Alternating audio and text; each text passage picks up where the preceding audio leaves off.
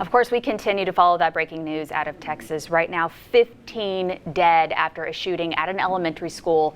Situations like the one that's happening in Uvalde is something that school districts all across our state and the country, they train for these throughout the year. In fact, the Mississippi legislature passed the School Safety Act of 2019, and it mandates that schools in the state participate in active shooter drills at the beginning of every semester. Now, joining me in the studio this afternoon is Gregg Ellis with the Tupelo Public School District to talk about their preparations for situations like this. Gregg, first, thank you for joining us this evening.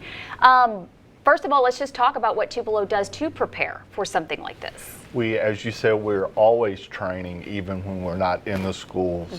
We got a great security team led by Terry Hatch and our Director of Operations, Charles Laney, and they meet with districts across the country to talk, unfortunately, about what happened today. So you're training every day for this event and hoping that you never have to use it. And you have some prepared drills, though, that you guys work through, right? Correct. Are those scheduled? Both. We do some scheduled ones, so not to always scare students and teachers. And we'll send crews in, and it's intense. And then we do some not scheduled ones to make sure everybody's there's a protocol that you have to follow. There's a checklist. Are the doors closed? Are they locked? Do the teachers have their kits? So there's so many things that these teachers have to follow, and so we do these periodically to make sure. You just said kit. What is the kit? Like a door stopper. So the doors are always supposed to be locked in your room.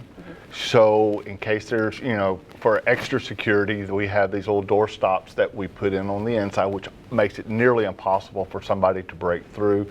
Flashlights, and we have little flags to put up that the teachers can put up in the windows of the doors that says we're all okay in here, so that when security comes through, they will be able to see that. Wow. Is there any kind of a mental health component to what you guys do?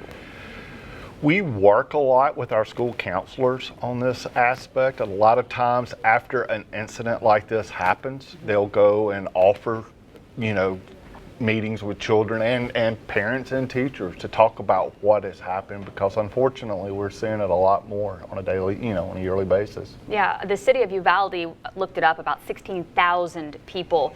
That's smaller than Tupelo. Right. So when they say it could happen anywhere, no one's immune from this happening to them. So. All right. Gregg, is there anything else you would like to add today? Just our hearts and prayers go out to that district. Every school district feels it when something like this happens. Absolutely. Gregg, thank you so much. Gregg Ellis with the Tupelo Public School District. We will continue to follow this breaking news out of Texas.